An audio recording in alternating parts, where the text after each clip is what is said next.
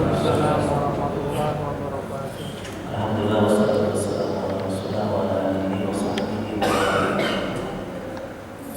Mohon maaf saya terlambat karena baru tiba dari Ciamis, baru saja perjalanan agak lama. Baik Bapak sekalian yang dimuliakan oleh Allah, mari kita teruskan kajian tafsir kita. Pagi ini kita akan mencoba untuk membahas surah yang ketiga dari belakang ya, yaitu surah Al-Ikhlas. Mari kita baca. A'udzubillahi minasyaitonir rajim.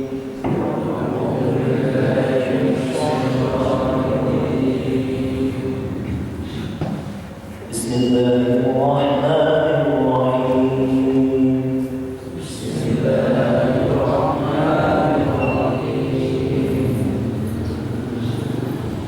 Qul huwallahu ahad. Allahus samad. Lam yalid wa lam yulad.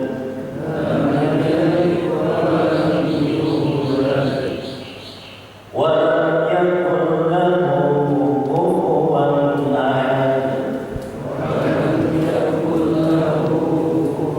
ahad. Shadaqallahul azim.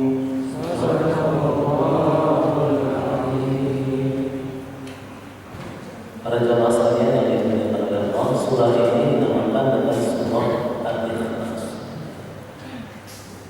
Berbeda dengan surah-surah yang lain, kalau surah An-Nas itu dinamakan An-Nas karena menyinggung masalah manusia atau disebut ungkapan An-Nas berulang-ulang. Begitu juga surah Al-Falaq dinamakan Al-Falaq karena disebutkan kata-kata Al-Falaq. Tapi kalau surat Al-Ikhlas ini sama sekali kata-kata Al-Ikhlas tidak ada ya dalam surah ini. Lalu kenapa disebut surah Al-Ikhlas? Karena surah ini mengajak kita semua untuk mengikhlaskan pengabdian kita, ibadah kita hanya kepada Allah. Jadi memurnikan akidah kita, memurnikan semua ibadah-ibadah yang kita tujukan itu hanya kepada Allah. Makanya disebut surah Al-Ikhlas. Sebelum kita memahami surah ini lebih jauh, kita akan mencoba memahami kata-kata dari surah ini. Yang pertama adalah lafaz Allah. Lafaz Allah itu ismun khasun lillahi azza wa jalla. Dia adalah nama spesial untuk Allah, untuk zat yang harus disembah oleh kita.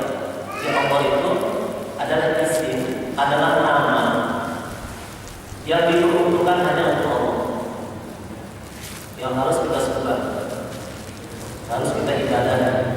Jadi tidak boleh ada siapapun, ada seorang pun yang menamakan dirinya Allah dari makhluknya, tidak boleh. Jadi tahun 80-an ya ada orang yang berani menamakan anaknya Allah, ya. Si Allah, ya, nama. Akhirnya anaknya kalau mati sampai mati. Ini nama khusus untuk Allah, spesialis untuk Allah. Kalau ada seseorang membawa nama Allah pada dirinya, itu harus disandingkan dengan kata-kata Abdu, ya. Misalnya Abdullah atau Abdullah. Itu juga lafaz Allah yang lain seperti Ar-Rahman, itu Abdul Rahman, Ar-Rahim, Abdul Rahim. Jadi setiap Asmaul Husna itu harus disandingkan dengan kata-kata Abdu. Artinya hamba, ini hamba Allah. Abdullah ini apa? Hamba Allah. Abdul Rahman hamba Allah yang maha pemurah. Abdul Rahim hamba Allah yang maha penyayang. nggak boleh berdiri sendiri ya. Kalau kita bilang Rahman itu juga nggak boleh. Rahman harusnya gimana? Ar-Rahman. Karena Ar-Rahman juga hanya nama Allah. Ya. Kalau Ar-Rahim itu bisa jadi makhluk dinamakan Ar-Rahim, boleh. Ya, Ar-Rahim masih ada bolehnya. Seperti Nabi SAW disebut Rahim. Laqad ja'akum rasulun min anfusikum azizun 'alaihi ma 'anittum harisun 'alaikum bil mu'minina rahim. Rahim ya, boleh kalau manusia nama Rahim boleh. Tapi kalau al-mutakabbir boleh enggak al-mutakabbir? Apa artinya al-mutakabbir? Yang maha besar, yang maha sombong gitu kan. Yang berhak menyombongkan diri. Enggak boleh seseorang namanya al-mutakabbir. Mutakabir, tidak boleh. Harus pakai abdu kalau dia mau ya abdu mutakabir. Nah, itu asmaul husna. Al-Jabbar itu asmaul husna, nama Allah. Tapi kalau seorang menamakan dirinya Al-Jabbar, Jabbar harus pakai abdu. Ya. Itu bentuk ihtiram, bentuk penghormatan kita kepada Allah. Kemudian kata ahad pada ayat ke-1 itu berbeda dengan ahad pada ayat ke-4 ya, ahad pada ayat ke-4. Kalau ahad pada ayat pertama qul huwallahu ahad itu artinya maha esa, maha tunggal. Hanya dia yang ahad, yang maha esa ya, tidak terbilang. Tapi kalau ahad pada ayat ke-4 itu artinya seorang pun, tidak ada siapapun ya. Misalnya kita bilang di rumah ada siapa? Mafi ahad, tidak ada siapa-siapa, mafi ahad. Jadi ahad pada ayat yang keempat ini berbeda dengan ahad ayat keempat. Jadi tergantung siapa kalimatnya, tergantung runtutan katanya dalam memahami bahasa Arab seperti itu. Kemudian kata-kata as-samad itu artinya Allah punya zat. As-samad artinya tempat bergantung, tempat meminta, yang memenuhi hajat-hajat, itu namanya as-samad. Kemudian lam yalid, tidak beranak, walam yulad, dan tidak beranak. Tidak punya ayah, lam yalid itu tidak punya ayah ibu, walam yulad, tidak punya anak. Walam yakul lahu kufuwan. Kata-kata kufu itu artinya apa? Kufu itu sepadan, setara. Di sini walam yakul lahu kufuwan ahad, tidak ada yang setara terhadap Allah, tidak ada yang menyamai Allah, ya. Tidak ada yang sekufu dengan Allah. Ahadun, seorang. Dalam istilah fikih itu ada yang namanya kufu. Jadi kalau menikahkan anak itu sebaiknya anak itu dengan sekufu, ya. Laki-laki ya dengan perempuan yang sekufu, yang setara. Jangan jomplang, jangan terlalu timpang atau jauh. Dalam segi pendidikan sebagai contoh ya, kalau suaminya S1 misalnya ya, istrinya kalau nggak S1 apa SMA lah, jangan istrinya apa S3 gitu ya, itu namanya tidak sekufu. Kalau dalam dulu ya ada istilah apa sayyidah, ya, keturunan minta istilahnya, itu menikah dengan yang apa, yang sayyidah juga, darah biru ya, darah biru juga. Artinya sekufu ya, jangan terlalu jauh ya. Yang suaminya misalnya yang istrinya kaya sekali, kemudian yang suaminya miskin banget, itu namanya tidak sekufu. Ya usahakan dalam menikahkan anak itu dalam istilah fikih ya, ada istilah sekufu, agar rumah tangganya beriringan ya, bisa nyambung gitu ya, nyambung, bisa satu visi, keluarganya tidak memahami, itu namanya kufu. Nah, kufu dalam ayat ini itu artinya tidak ada yang setara dengan Allah, tidak ada yang menyamai Allah, yang menyerupai Allah. Ahadun, seorang Allah. Para jamaah sekalian yang dimuliakan oleh Allah, surah ini walaupun ringkas, walaupun hanya 4 ayat, walaupun ayatnya pendek-pendek, alhamdulillah kita semua sudah hafal, anak-anak kita pun sudah hafal. Surah ini walaupun pendek, tapi kata Rasulullah, ta'dilu sulusan Quran. Dia menyamai sepertiga Al-Quran. Jadi Al-Quran yang 30 juz, 114 surah ini, itu sepertiganya, ya kalau dibagi 3, itu sepertiganya itu sama dengan Qul huwallahu. Qul huwallahu itu menyamai sepertiga Al-Quran, ta'dil sulusan Quran. Kenapa? Karena sepertiga dari Al-Quran itu membahas apa? Membahas keesaan Allah, tauhidullah, membahas tentang Allah sepertiganya. 2/3 yang lain tentang yang lain, tentang agama, tentang hukum. Jadi sepertiganya adalah membahas tentang keesaan Allah SWT. Maka dia menyamai kata Nabi ta'dilu sulusan. Ungkapan Nabi ini adalah ketika ada seorang sahabat yang mengeluh kepada temannya yang kalau jadi imam itu bacanya Qul huwallahu ahad. Di rakaat pertama Qul huwallahu ahad, rakaat kedua apa lagi? Qul huwallahu ahad. Hampir mirip dengan kita. Rakaat pertama Qul huwallahu ahad, rakaat kedua Qul huwallahu ahad. Saya Rasul kalau jadi imam sama dia bacanya gitu. Salat maghrib, salat isya, salat subuh, itu mau apa ada yang lain apa gitu kan? Ketika orang tersebut ditanya oleh Rasulullah, kenapa engkau selalu membaca Qul? Apa nggak ada yang lain gitu ya?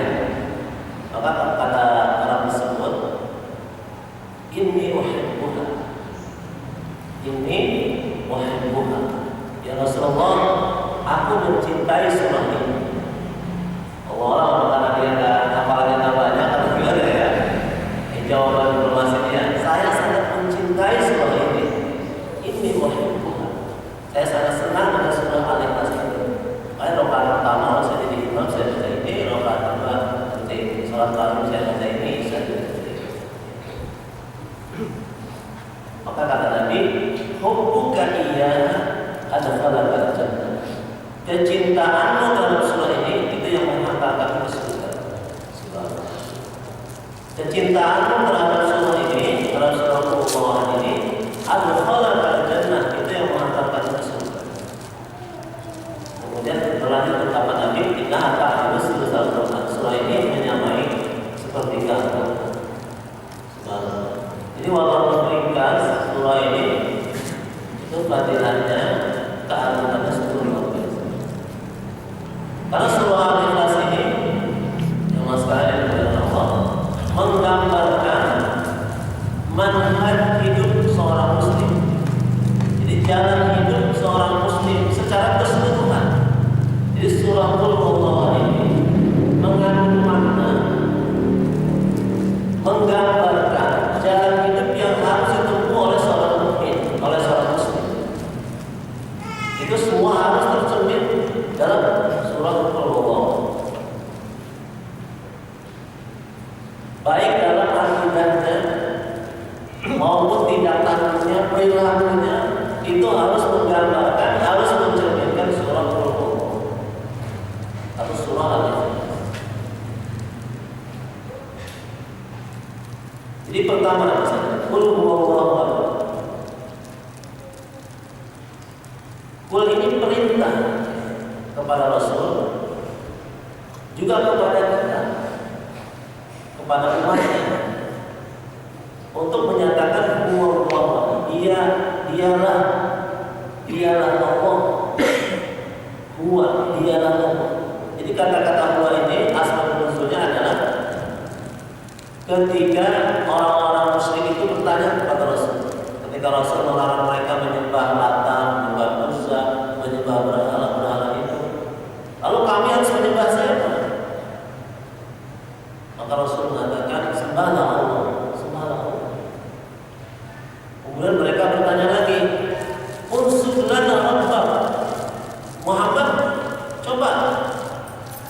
Tuhanmu itu atau Allah itu yang kami harus menyembahnya. Coba unsur lana rabbak, nasabnya itu siapa? Atau dari mana asalnya? Atau bagaimana ayahnya? Bagaimana ibunya? Unsur lana. Sifatkan kepada kami nasabnya, garis keturunannya. Bagaimana? Maka turunlah surah ini. Huwa di sini itu dia itu kembali kepada ungkapan-ungkapan mereka, mereka. Dia itu adalah Allah. Ini kalau kita munasabahkan ya, kalau kita hubungkan dengan asbabun nuzul ya. Kalau kita hubungkan dengan surah Al-Falaq dan An-Nas, dalam surah An-Nas sama Al-Falaq itu kan tidak disebutkan nama Allah ya. Hanya disebutkan apa? Rabbin Nas, Malikin Nas, Ilahin Nas, Rabbil Falaq. Itu hanya disebutkan itu saja. Tuhan manusia, Raja manusia, yang disembah oleh manusia, Tuhan yang menguasai waktu subuh. Itu siapa? Huwa Allah. Dia itu adalah siapa? Allah. Ini kalau kita hubungkan dengan surah-surah yang sebelumnya, dia itu adalah Allah. Huwa. Ini nama Tuhanmu yang kamu harus sembah, yang kamu harus ibadahi. Dia adalah Allah, bukan yang lain-lainnya. Dia adalah Allah Ahad, yang Maha Esa, yang Maha Tunggal, yang wajib ditauhidkan, diesakan. Tidak boleh dibilang, tidak boleh ada dua, ada tiga, tidak boleh banyak. Dia adalah Ahad, dia adalah Allah yang Maha Esa, Maha Tunggal. Baik zatnya maupun sifatnya maupun ya perbuatan maupun af'alnya, dia adalah Allah yang Maha Esa. Nah, ungkapan ahad di sinilah ya, yang menyebabkan seorang muslim itu harus meyakini ya, harus menguatkan akidahnya, keyakinannya bahwa Allah itu juga Allah Esa. Keyakinannya terhadap Allah inilah yang menyebabkan para nabi ya, harus merelakan diri ya, untuk menghadapi tekanan-tekanan dari musuh-musuh, yang menyebabkan orang-orang Islam itu mau berhijrah dari Mekah ke Madinah, dari Mekah ke Habsyah, yang menyebabkan orang Islam harus berperang dengan orang-orang musyrik. Mereka merelakan nyawanya, mempertaruhkan jiwanya untuk ya, berhadapan dengan orang-orang kafir. Dalam rangka mempertahankan akidah Allah Ahad. Seperti Bilal bin Rabah radhiyallahu anhu, misalnya ketika disiksa oleh siapa? Oleh Umayyah, ditindih dengan batu yang besar. Apa yang diucapkan oleh Bilal? Allah yang Maha Esa. Jadi ungkapan tauhid ahad inilah yang membuat orang Islam itu menjadi kuat, menjadi berani, menjadi merelakan apa saja yang dia miliki, ya, mengorbankan apa saja yang dia punya dalam rangka pertahanan akidah ini. Allah. Ini akidah yang sangat mahal, akidah yang sangat mahal, akidah yang sangat berharga. Allah. Inilah yang menyebabkan orang-orang kafir itu memerangi umat Islam dalam rangka iman dengan Allah. Yang menyebabkan mereka ya, menjajah negeri Muslim ini karena Allah. Misalnya dulu ya kasus Bosnia, itu orang-orang Bosnia yang dibantai oleh orang-orang Serbia. Itu orang Bosnia itu matanya lebih biru daripada orang-orang sama. Tapi kenapa mereka dihabisi, ya, dibunuh? Itu karena mereka mengatakan apa? Allah Rabbuna Allah, karena Tuhan kami adalah Allah yang ahad. Coba kalau mereka bilang tiga, ya pasti nggak akan begitu ya. Begitu juga yang yang dialami oleh Muslim Myanmar, ya, Muslim atau apa namanya, Rohingya, ya. Begitu juga yang dialami oleh Muslim Patani di Thailand, oleh Muslim di Moro, ya. Sama orang-orang itu orang Filipina sama. Mereka diperangi kenapa? Karena ini Allah. Begitu juga orang Muslim Ambon misalnya yang belum lama di kita, itu karena Allah. Dalam rangka akidah ini. Jadi ini akidah yang luar biasa. Kita pertahankan dengan nyawa kita sekalipun. Begitu juga peperangan global yang dilakukan oleh orang-orang Amerika terhadap umat Islam itu karena ya umat Islam itu menyatakan Allah adalah Islam. Coba kalau orang Afgan misalnya mengatakan berakidah trinitas misalnya, nggak akan Islam, nggak bisa begini. Juga orang Iran itu dalam rangka Allah. Jadi ini harus kita yakini dalam kehidupan sebagai akidah yang tidak boleh kita jual dengan apapun. Ya, Allah. Ya. Katakan kepada manusia, sampaikan kepada yang memusuhi kalian, yang tidak seakidah dengan kalian, Tuhan kami adalah Allah yang ahad dan Maha. Ya, sudah yakin itu dalam akidah kita. Begitu juga dalam perbuatan kita. Ketika kita sudah meyakini Allah itu Maha Esa, maka tingkah laku kita, perbuatan kita tidak boleh menyalahi akidah kita. Tidak boleh kita berkeyakinan Allah itu Maha Esa, kemudian ya, kita tidak mentauhidkan Allah dalam perbuatan kita. Misalnya kita mendatangi buku, ya, meminta bantuan orang-orang pintar, itu merusak akidah kita, merusak keyakinan kita, itu bertentangan dengan keyakinan kita. Meyakini ada kekuatan, itu akidahnya masih diragukan, tauhidnya. Kalau dia dalam perbuatannya masih mempersekutukan Allah, ya masih percaya dengan mistik. Ini yang menyebabkan saya tadi naik motor nih, gak matinya kan? Sambung saya itu ada sambung, ada sambung. Itu tadi saya baca ya sama, 3 kali. Saya gak mati, nyebut-nyebut. Nah, itu syirik. Akidah kita, apa perbuatan kita bertentangan dengan akidah. Maka ini penting ya, penting dalam perbuatan juga. Dalam sikap kita juga kita harus seiring dengan akidah kita. Jangan sampai kita mempersekutukan Allah dalam perbuatan-perbuatan kita. Meyakini hal-hal yang kita ya menyebabkan apa namanya, menjadikan sesuatu sebab padahal yang bukan sebab. Misalnya ada buku masuk rumah, wah ini mau ada tamu ini, ya tamu ini, oh siap-siap bu, siap-siap masak, ya. Padahal buku-buku doang yang datang, itu nggak ada hubungannya. Betul tamu namanya buku-buku gitu ya. Atau misalnya apa namanya, gerimis, wah ini hujan ini karena Ustaz Badrul nikah. Ini hujan, Ustaz Badrul itu hujan. Apa hubungannya gerimis dengan apa? Dengan orang menikah? Itu adalah hubungan syirik. Menjadikan suatu sebab yang bukan sebab. Seperti dulu ya, ketika apa terjadi gerhana matahari, itu terjadi ketika putra Nabi yang bernama siapa? Ibrahim meninggal.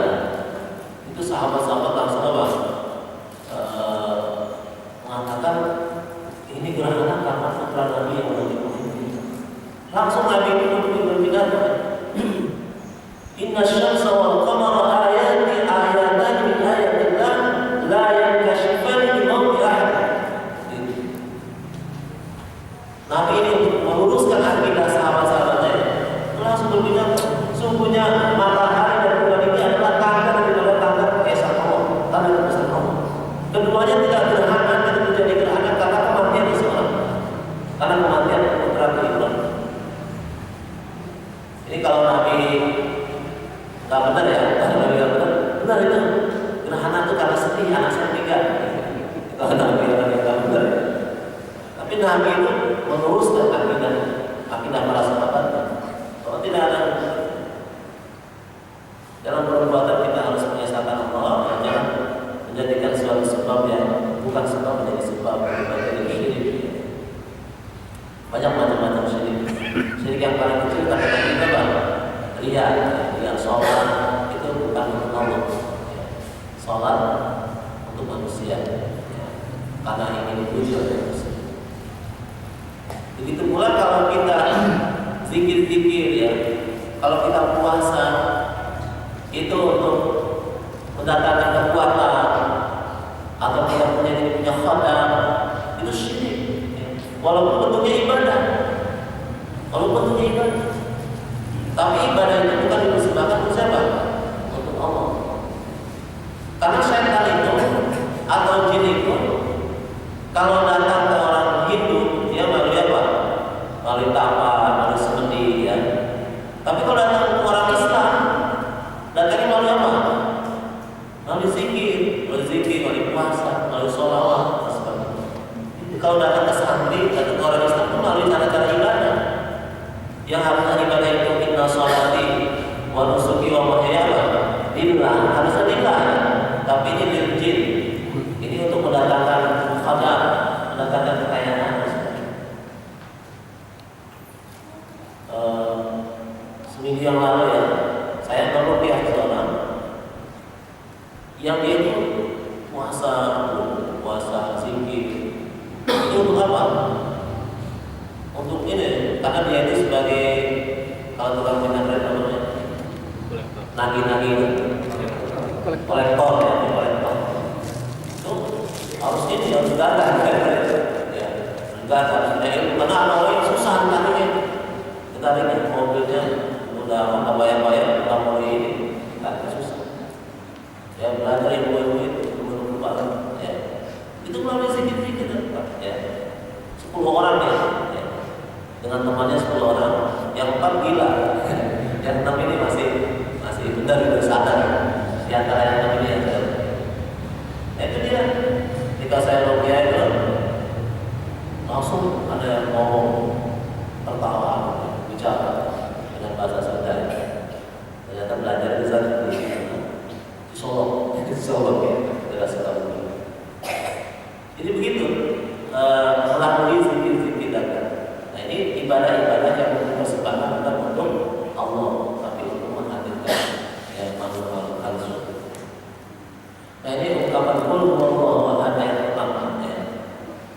Ini merupakan manhaj jalan hidup yang harus ditempuh oleh sebagai seorang muslim ya, baik dari akidah kita maupun tindakan kita. Itu semua harus mencerminkan keesaan Allah SWT. Harus dalam rangka mentauhidkan Allah SWT. Semua kepada kita, dari mulai kita bangun tidur sampai tidur lagi, mulai berangkat kerja, ini kita awal dengan Bismillah dalam rangka beribadah, dalam rangka mengabdi, pagi-pagi kita bangun ke masjid. Ini apa yang membangunkan kita, menghadirkan kita ke rumahnya adalah Allah dalam rangka ibadah, dalam rangka mengesahkan. Banyak ikhlas, sudah dalam ikhlas, karena kita hanya ya, mengikhlaskan diri kita, mengajak surah ini mengajak kita untuk mengikhlaskan pengabdian kita hanya kepada Allah Subhanahu wa Ta'ala. Kemudian ayat yang kedua ini menggambarkan tentang sifat Allah sebagai As-Samad. Allah memperkenalkan diri kita ya, setelah menyatakan bahwa Allah, aku ini adalah Esa Tunggal, yang harus kalian tauhidkan, yang harus kalian esahkan. Aku juga As-Samad, yang memenuhi hajat-hajat, yang memenuhi permintaan kalian. As-Samad yang memenuhi permintaan. Kita ini kan makhluk manusia yang banyak hajatnya, betul? Ya, yang banyak kebutuhan. Maka ketika kita butuh, ketika kita punya hajat, arahkan hajat kita kepada siapa? Kepada Allah. Allah yang akan memenuhi semua kebutuhan kita. As-Samad. Ketika kita minta kepada jangan minta kepada manusia, jangan minta kepada yang lainnya. Ketika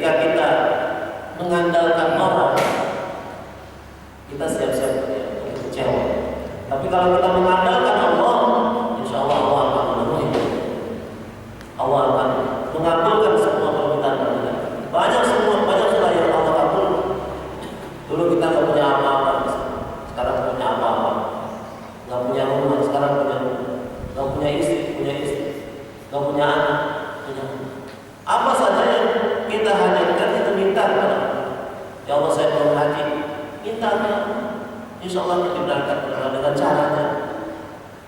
Ya Allah, anak saya kepada jodoh untuk minta karena Allah, insya Allah akan datang. Jadi as-samad ini Allah yang memenuhi semua hajat-hajat kita. Allah as-samad juga maknanya Allah tidak butuh dengan yang lain. Ya. Ibadah kita itu bukan dalam rangka agar Allah menjadi kaya dengan ibadah kita, bukan karena Allah butuh dengan sholat kita. Tidak. Nahnu narzuqukum, kami yang memberikan rezeki kalian. Dalam surah Al-Zariyat. Kemudian pada ayat ketiga dalam melihat walau yuladnya, Allah itu tidak punya nasab, tidak punya ayah, tidak punya ibu, tidak beranak, tidak beranak, walau yulad, dan juga tidak punya keturunan. Karena lam yalid walam yulad menggambarkan kelemahan. Orang punya orang tua, punya anak, punya rumah. Ya. Ini tidak menggambarkan kemandirian. Kita ini ada karena ada orang tua kita. Kalau orang tua kita itu anak, tidak ada. Dan kita punya anak-anak, tapi kita lemah. Kita butuh yang akan mendoakan kita, yang akan merawat kita ketika kita sudah berusia senja. Itu karena kita butuh. Jadi kalau punya anak, Tuhan punya anak, itu berarti lemah. Gak pantas jadi Tuhan. Jadi kalau Allah punya anak, gak pantas jadi Tuhan. Karena menggambarkan kelemahan. Perlu ada yang memperkuatnya. Maka sudah Allah tegaskan Allah itu Maha Kuat, Maha Esa, tidak perlu dengan yang lain. Islam dari buat berjuang. Tidak seperti keyakinan ini membantah keyakinan orang Nasrani, orang Yahudi. Ini yang membedakan umat Islam dengan orang-orang agama samawi lain.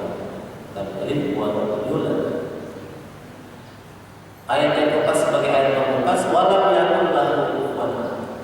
Intinya tidak ada yang setara dengan Allah, tidak ada yang sama dengan Allah. Siapa?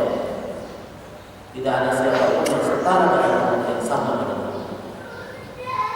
Artinya Allah yang Maha Esa, yang Maha Tunggal, tidak ada yang menyamai sifat-sifat Allah. Kalau mentauhidkan Allah dalam sifatnya, itu maknanya tidak ada yang menyamai Allah dalam sifat-sifatnya. Misalnya Allah Maha Rahim, Maha Penyayang, itu mengesahkan Allah dalam sifatnya ini atau dalam asma'nya ini. Itu berarti kita meyakini tidak ada yang seperti sayangnya Allah, tidak ada yang seperti sepemurahnya Allah.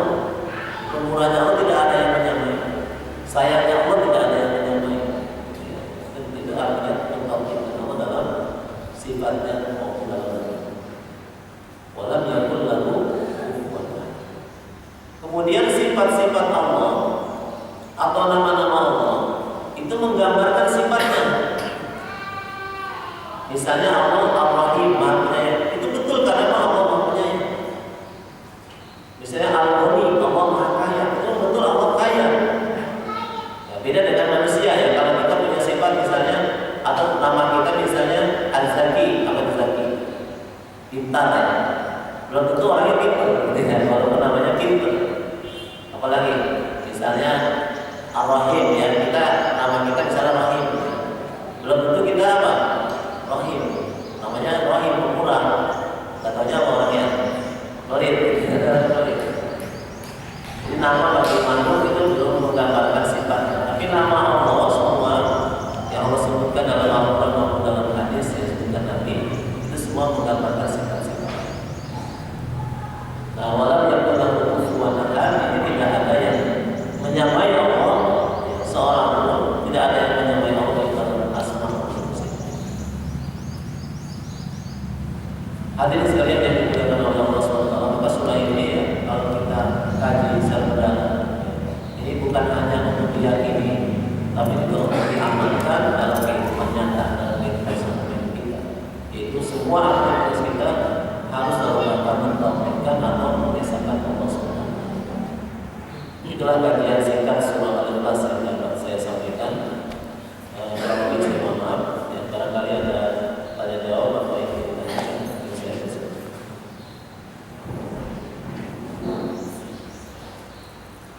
Ya, Assalamualaikum. Boleh tak jelas ini pakai bukti betul banyak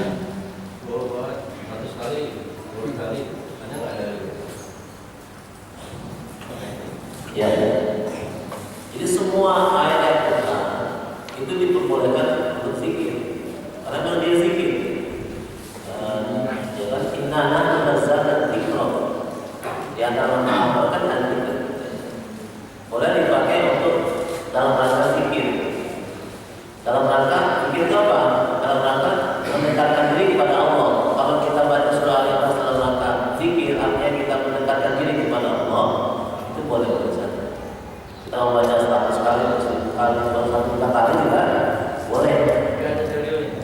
Tidak ada dalilnya. Dalilnya itu secara umum zikir saja. Ya ayyuhalladzina amanu dzkurullaha dzikran katsiran. Wahai orang yang beriman, berzikirlah kepada Allah dengan zikir yang sebanyak-banyaknya. Itu ada Qur'annya. Kalau kita zikirnya dengan membaca surah Al-Ahad itu boleh saja. Tidak ada batasannya. Cuma memang dalam maksurah, dalam doa-doa yang diriwayatkan dari Rasulullah SAW, itu Nabi biasa membaca kalau pagi itu Al-Ahad 3 kali, kalau sore juga sama Al-Ahad. Dalam maksurah, dalam riwayat-riwayat dari Rasulullah SAW, itu sebagai zikir pagi sore itu baca Al-Ahad ya 3 kali, pagi 3 kali, sore 3 kali. Kalau yang biasa dibaca oleh masyarakat malam Jumat, ya surah apa? Surah Yasin, itulah kata zikir, ya tidak apa. Kemudian setelah membaca atau surah Al-Waqiah dalam rangka zikir, setelah kita baca Al-Waqiah kita berdoa, boleh. Itu namanya tawasul dengan zikrullah, boleh dengan amal soleh dengan membaca Al-Quran. Ya Allah, misalnya dengan membaca surah Al-Waqiah ini bukanlah rezeki saya, boleh. Ya, Saya mau nanya masalah sejarah. Kalau dalam agama Nasrani yang saya tahu gitu ya, Nabi Isa itu kan disalib kalau dalam agama mereka sebagai penebus dosa gitu. Nah, saya pengen tanya, kalau dalam Islam itu apakah Nabi Isa itu disalib juga dalam rangka akidah tadi, mempertahankan kalimat tauhid tadi lah, jahat tadi gitu. Itu saya pengen tahu dari sejarah Islam tuh apa sebabnya Nabi Isa itu disalib gitu. Karena kalau dalam agama mereka katanya sebagai penebus dosa umat manusia gitu. Demikian. Ya, memang perbedaan mendasar antara Islam dan Kristen itu diantaranya ada persoalan Nabi Isa. Nabi Isa itu siapa? Kalau menurut keyakinan Nasrani kan Nabi Isa itu bagian dari Tuhan. Yang trinitas itu bagian dari Tuhan. Dan juga mereka meyakini bahwa Nabi Isa itu disalib. Nah, kalau umat Islam itu membantah semua akidah yang Nasrani itu membantah bahwa Nabi Isa itu hanya nabi, hanya seorang manusia, penciptaannya sama dengan Adam, walaupun dia tidak punya ayah, sama dengan Nabi Adam, dari tangan sama. Tidak ada bedanya dengan kita, manusia biasa. Kemudian dia hanya seorang nabi dan rasul. Kemudian ayat yang menyatakan surah Al-Nisa ayat 197, wa ma sallallahu. Ini keyakinan umat Islam. Nabi saya tidak disalib dari sana. Yang disalib itu hanya orang yang walakin syubiha lahu, orang yang diserupakan wajahnya dengan Nabi Isa. Dalam riwayat itu ada murid Nabi Isa yang dipandang. Inilah yang akhirnya disalib. Orang-orang Nasrani, orang Yahudi, yaitu yang mau salib, hanya melihat orang ini Nabi Isa. Oh, ini kan wajahnya mirip Nabi Isa. Mereka nggak kenal betul dengan Nabi Isa. Ini yang akhirnya disalib. Betul ada yang disalib, tapi disalib Nabi Isa. Menurut keyakinan Islam atau ulama bahwa Nabi Isa itu diangkat oleh Allah. Bukan disalib sebenarnya. Dalam hal penebusan dosa, dalam Islam itu tidak ada dosa waris, tidak ada dosa waris. Dalam surah An-Najm ya, wa alla yasri insani illa masa. Jadi Nabi Adam tidak mewariskan dosa sampai ditebus segala oleh Nabi Isa. Bukan Nabi Isa menebus dosa Nabi Adam. Tidak ada apa seseorang itu mewariskan dosa kepada anak-anaknya. Anak-anaknya tidak mewariskan dosa dalam, tidak ada istilah dosa. Bagi seseorang mengisikan apa yang dia usahakan, apa yang dia pahala dari kebaikan yang dia lakukan, dan dosa dari kejahatan. Bukan karena kejahatan orang, bukan karena amal ibadah orang. Jadi tidak ada istilah dosa waris dalam Islam. Masing-masing orang itu bertanggung jawab terhadap dirinya. Kullu imri'in bima kasaba rahina dalam surah Al-Mudaththir. Seseorang itu bertanggung jawab terhadap dirinya sendiri. Ya. Tidak ada urusan dengan anaknya, tidak ada urusan dengan orang tuanya. Dia bertanggung jawab terhadap dirinya sendiri. Itu dalam Islam, tanggung jawab kita. Maaf Pak, tapi saya pernah baca tulisan yang apa tuh yang biarawati masuk Islam, yang Irene itu, Hajah Irene itu, kalau dia memahaminya Hajah Irene itu mengupasnya bahwasanya yang disalib itu benar-benar Isa gitu. Kalau dalam tulisan dia itu benar-benar Isa. Terus tapi ketika itu menurut tulisan dia gitu ya, ketika Nabi Isa disalib itu, Nabi Isa itu sebenarnya nggak mati gitu. Tapi Nabi Isa sama Allah diserupai mati. Makanya waktu itu Nabi Isa setelah diturunkan dari salib itu dibawa ke kuburan kan, kalau kuburan kuburan orang-orang Yahudi itu seperti gua gitu kan. Nah ternyata dalam sejarahnya katanya ibunya beserta murid-muridnya Bunda Maria Maryam itu datang ke makamnya Nabi Isa itu bukan untuk ziarah, tapi dia bawa obat-obatan yang untuk menyembuhkan luka. Ya, mungkin ini satu tafsir dari dia ya, tapi ayat Quran sudah jelas kita tidak ada perlu bantah-bantah dalam Al-Quran. Wa ma sholalu, itu kata-kata wa ma sholalu itu artinya bahwa sholalu. Silakan membaca terjemahnya saja ya dalam ayat 57 ya. Ayat 57 itu jelas sekali wa ma qatalu, mereka tidak membunuh ya. Wa ma sholalu, tidak menyalibnya, itu wa ma sholalu salib. Wa masalahu, mereka tidak menyalibnya, walakin syubiha lahu, tapi diserupakan ya seseorang dalam neraka. Dan memang wanita dan dalam bihi lagi syubiha, mereka itu memang berbeda-beda pendapat, meragukan, ya, tidak ada yang diyakini. Bahkan wa ma qataluhu yaqinan, ini ayat ungkapan terakhir, wa ma qataluhu yaqinan, mereka tidak yakin. Ayat berikutnya 129. Wa in min ahli kitab illa ya'lamu qabla mautih. Tidak ada seorang pun dari ahli kitab kecuali akan beriman kepada Isa. Ya, qabla mautih, ya, sebelum mati. Wa yawmal qiyamati yakunu 'alaihim syahid. Pada hari kiamat Nabi Isa menjadi saksi atas mereka. Jadi orang-orang ahli kitab itu juga ragu apakah Nabi Isa itu disalib.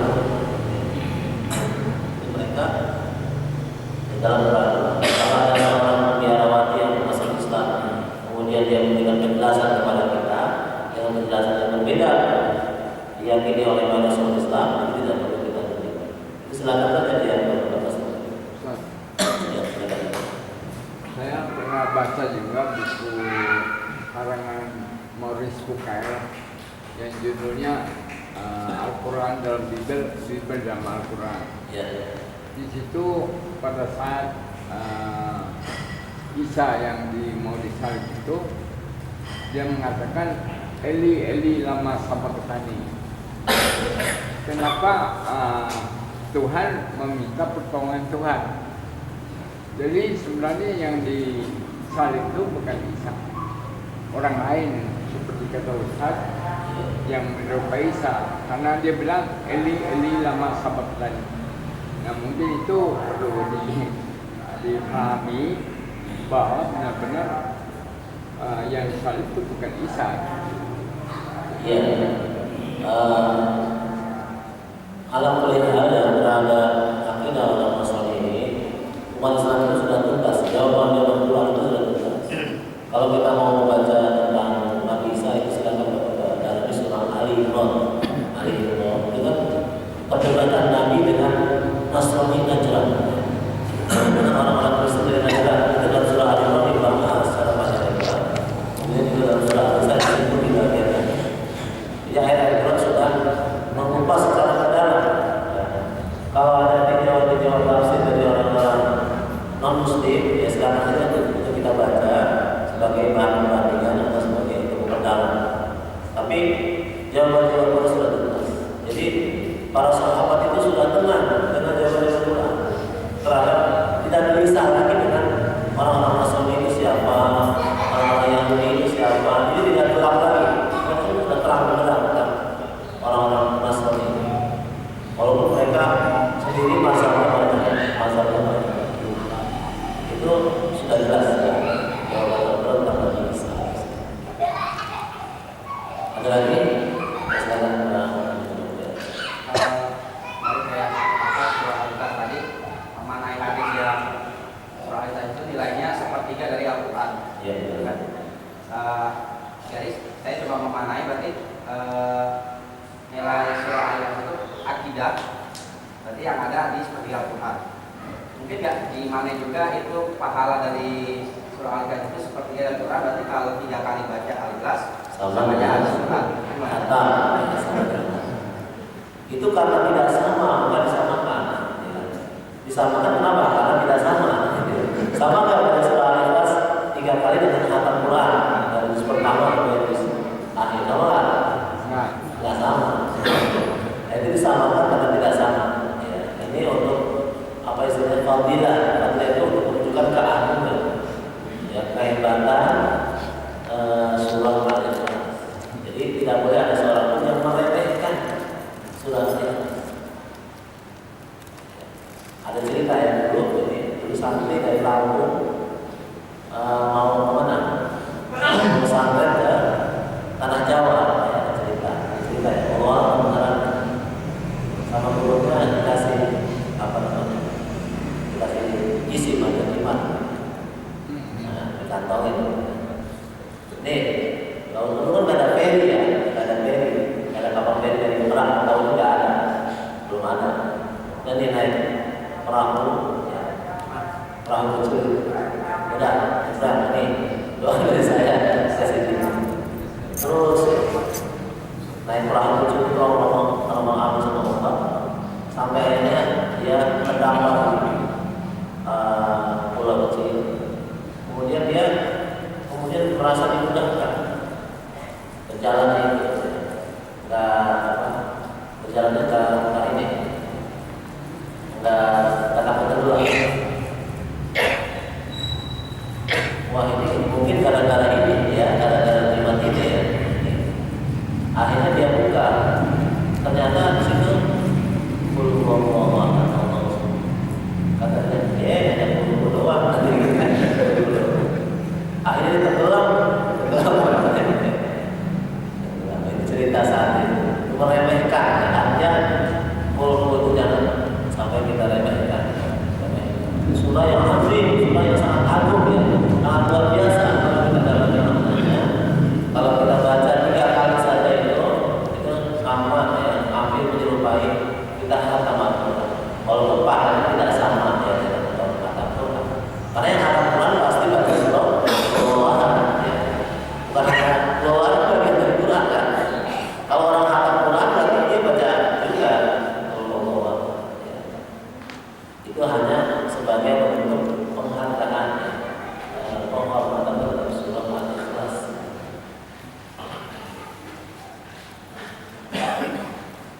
Allahu a'lam bishawab ya. Mudah-mudahan surah yang kita kaji ini ya mudah-mudahan kita amalkan dari saya ini. Mudah-mudahan memperkuat dan kita dan tauhid kita kepada Allah. Kita mudah-mudahan sampai wafat dalam husnul khatimah ya keadaan beriman kepada Allah. Bismillahirrahmanirrahim.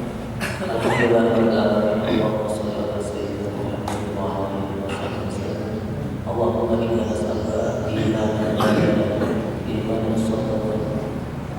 Allahumma inna nas'aluka as-salam wal 'afiyata fid dunya wal akhirah.